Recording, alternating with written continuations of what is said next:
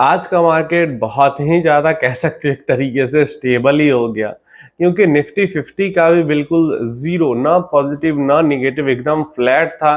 वहीं पे निफ्टी 100 का अगर हम देखते हैं तो जो कि लार्ज कैप म्यूचुअल फंड्स का बेंचमार्क इंडेक्स होता है तो 0.02% पॉजिटिव में।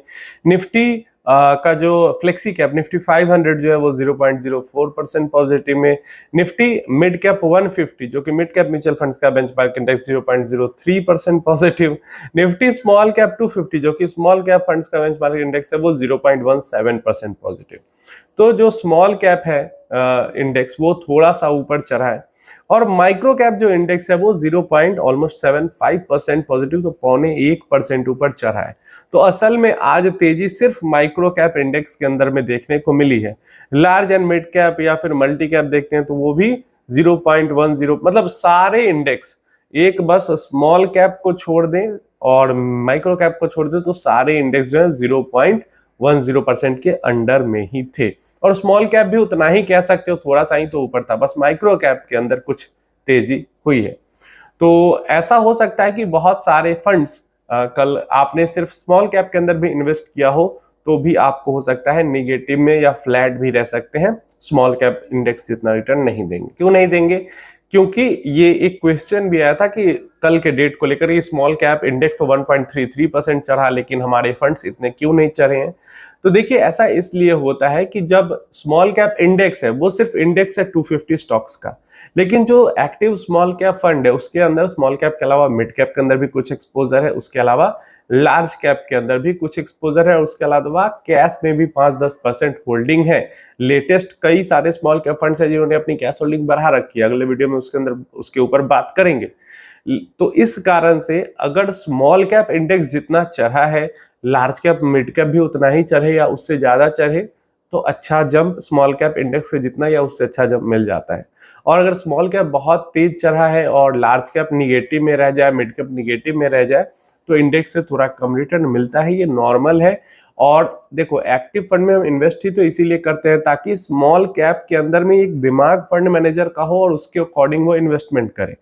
इतना ऊपर नीचे करने के बावजूद में भी लॉन्ग टर्म में हम देखते हैं कि स्मॉल कैप 250 जो इंडेक्स है उससे कहीं बेहतर return active small cap fund का एवरेज रिटर्न रहता है। तो उसको लेकर टेंशन लेने की जरूरत नहीं कि स्मॉल कैप इंडेक्स 1.3% चढ़ा और मेरा स्मॉल कैप फंड 1.2% ही क्यों चढ़ा, उसको लेकर टेंशन लेने की जरूरत नहीं है। चलिए अपडेट्स की बात करते हैं। तो आज का सबसे बड़ा अपडेट तो यही है कि एमएफआई ने डेटा म्यूचुअल फंड का रिलीज किया है और यहाँ पे इक्विटी म्यूचुअल फंड्स के अंदर 22% का डिप देखने को मिला है।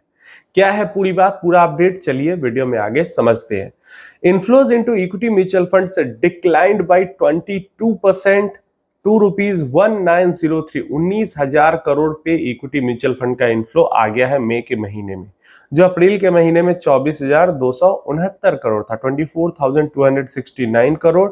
एंड उससे पहले, मतलब अप्रैल से पहले वाले महीने में जनवरी, फरवरी, मार्च, अप्रैल, लगभग 3-4 महीने से ये ट्रेंड देखने को मिल रहा है कि थोड़ा बहुत डिक्लाइन इक्विटी इनफ्लो में आ रहा है। और अप्रैल से मई में तो बड़ा डिक्लाइन आ गया, 22% का डिक्लाइन आ गया। लेकिन मतलब डिक्लाइन कहने का मतलब जो ये आया है 19,000 करोड़ का, ये कितना बड़ा डिक्लाइन है?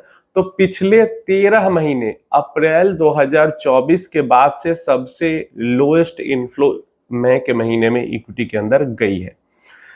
ये जरूर है कि पिछले कई सालों से लगातार इनफ्लो आ रहा है, ओवरऑल आउटफ्लो नहीं हो रहा है इक्विटी म्यूचुअल फंड्स के अंदर, लेकिन एक बड़ा डिप और 1 ईयर के लोएस्ट पे पहुंच गया है। और ये भी है कि हो सकता है इतना बड़ा डिप आने के कारण क्या है वो वीडियो के अंदर आगे जब हम बात करेंगे पूरी डिटेल में फंड बाय फंड, तो आपको समझ में आएगा कि क्या रीजन है। यहाँ पे लोग क्या है जो है वो प्रॉफिट बुकिंग थोड़ा कर रहे हैं और सेफर एसेट की तरफ थोड़ा सा मूव कर रहे हैं, पता नहीं क्यों, क्योंकि अगर इक्विटी में भी वो 15 साल तक रहे तो सेफ ही है। लेकिन जो भी रीजन हो, लेकिन इक्विटी कैटेगरी से दूसरे कैटेगरी में इन्वेस्टर यहाँ पे मूव किए हैं, उसके बारे में आगे वीडियो में हम बात करेंगे। Indian equity mutual funds fail to a 13 month low in में, हमने बात कर लिया। Large cap mutual funds, large cap के अंदर में 53% का डिक्लाइन आया है, मिड कैप के अंदर में 15% का डिक्लाइन आया है, स्मॉल कैप के अंदर में 20% का डिक्लाइन आया है। जैसे कि लार्ज कैप मई के महीने में 1250 करोड़ का इन्फ्लो लिया है लार्ज कैप फंड्स ने, जो कि अप्रैल के महीने में 2671 करोड़ का इनफ्लो था, तो काफी बड़ा डिक्लाइन हुआ है। इसके बाद मिड कैप फंड्स में 2800 करोड़ का इनफ्लो आया है मई के महीने में, जो कि अप्रैल के महीने में 3300 करोड़ का इनफ्लो था।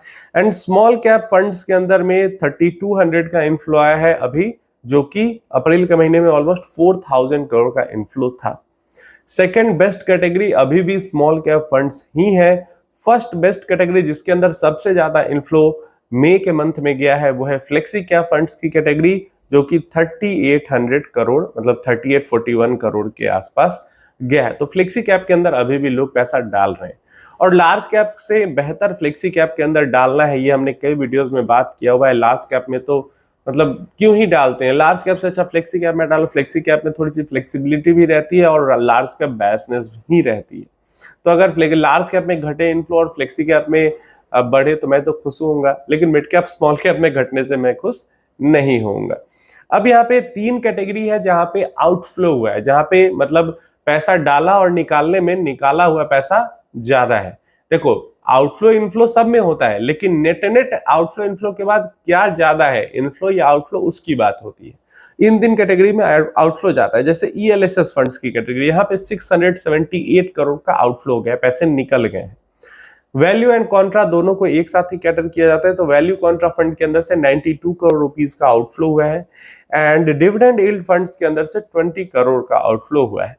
अब डिविडेंड यील्ड फंड तो है भी क्यों, मुझे तो ये भी समझ में नहीं आता कि मतलब क्या एक्स्ट्रा बेनिफिट मिल जाता है किसी को डिविडेंड यील्ड फंड के अंदर इन्वेस्ट करके, कोई एक्स्ट्रा बेनिफिट नहीं है।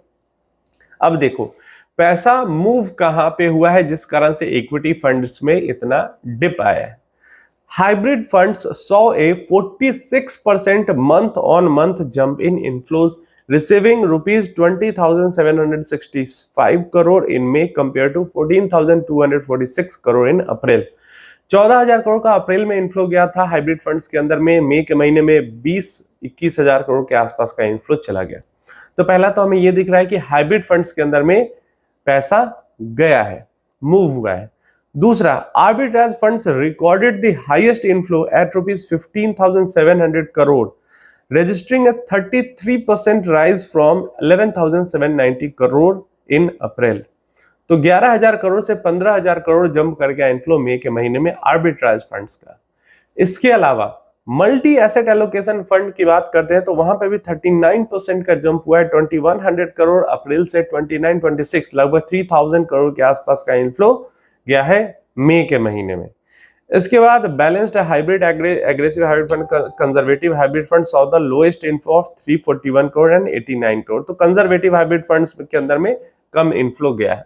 लेकिन 3 कैटेगरी जो है, जो आर्बिट्राज फंड्स की है, हाइब्रिड फंड्स की है, मल्टी एसेट एलोकेशन फंड्स की है यहाँ पे, और इसीलिए मैंने बोला कि थोड़ा सा सेफर साइड में, मतलब और ज्यादा सेफर। एक तो लार्ज कैप खुद से ही सेफर होता है, तो इक्विटी से हाइब्रिड एंड मल्टी एसेट्स को क्या थोड़ा सा और सेफर माना जाता है, तो उस साइड पे पैसा मूव हो रहा है। अब इस कारण भी हो सकता है कि वॉर लाइक सिचुएशन हो गई थी मई के स्टार्टिंग में, या फिर इस कारण भी हो सकता है कि बहुत सारी क्रैश के प्रेडिक्शंस भी हो रही हैं। तो जो रिटेल इन्वेस्टर होते हैं वो थोड़ा सा भावुक हो जाते हैं, इमोशनल हो जाते हैं ऐसी बातें सुनकर समझकर। हो सकता है इसके कारण उन्होंने अपना प्रॉपर इक्विटी से पैसा मूव कर लिया हो हाइब्रिड एंड मल्टी एसेट में। एक चीज और यहाँ पे समझने लायक है कि इक्विटी इनफ्लो तो 19,000 करोड़ पे गया है, लेकिन म्यूचुअल फंड्स के अंदर लोग पैसा डालना कम नहीं कर रहे। पैसा लगभग 26,000 करोड़ से ऊपर इस बार भी है। इस बार भी जो SIP का नंबर है वो 26,000 करोड़ से ऊपर है, ऑल टाइम हाई ही हिट कर रहा है। मतलब पिछले महीने से 50-60 करोड़ ज्यादा ही SIP गई है। तो वही चीज है कि कैटेगरी चेंज हो गई है, मल्टी एसेट और हाइब्रिड में ज्यादा चली गई है इक्विटी की जगह पे, और ये चीज है। और मुझे उम्मीद है आगे जैसे मार्केट में फिर एक डिप दिखेगा, फिर रिकवरी दिखेगी, फिर इक्विटी के अंदर जंप देखने को मिल जाएगा। लेकिन अभी भी जो हुआ है वो काफी बड़ा, एक तरीके से ऐसे तो है कम ही, लेकिन बड़ा पैसा मैं कहूंगा जो इक्विटी के अंदर आने वाला पैसा था वो मूव कर गया हाइब्रिड एंड मल्टी एसेट के अंदर में। आप अपनी राय इसके बारे में जरूर नीचे कमेंट बॉक्स में बताना। इसके अलावा अगर हम बात करते हैं तो other schemes including passive funds such मतलब जैसे इंडेक्स फंड्स हैं और ETFs हैं, इनके अंदर में काफी डिक्लाइन आया है, 73% का ड्रॉप है, और मई के महीने में बस 5500 करोड़ रुपए ही इनके अंदर इनफ्लो गए हैं। जबकि अप्रैल के महीने में लगभग 20,000 करोड़ का इनफ्लो गया था। ये टोटल अपडेट थी जो कि एएमएफआई ने हमारे साथ शेयर की है। आगे आने वाली वीडियोस में हम कैश एलोकेशंस के बारे में भी, स्टॉपेज रेशियो के बारे में, सब कुछ के बारे में डिस्कस करेंगे डिटेल से। अभी के लिए इतना ही, नहीं तो वीडियो बहुत ज्यादा लंबा हो जाएगा। आप अपनी राय, ये जो पूरा ट्रेंड हुआ है, इक्विटी से पैसा मूव किया है, क्या लगता है आपको, क्यों ऐसा हो रहा है, और क्या जो इन्वेस्टर ऐसा कर रहे हैं सही कर रहे हैं, गलत कर रहे हैं, अपनी राय कमेंट बॉक्स में जरूर बताना। क्या सही में मार्केट में मतलब कुछ होने वाला है जबरदस्त, जिस कारण से इस तरीके का ट्रेंड चेंज हमें मार्केट में देखने को मिल रहा है? आपकी क्या राय है, बताना जरूर।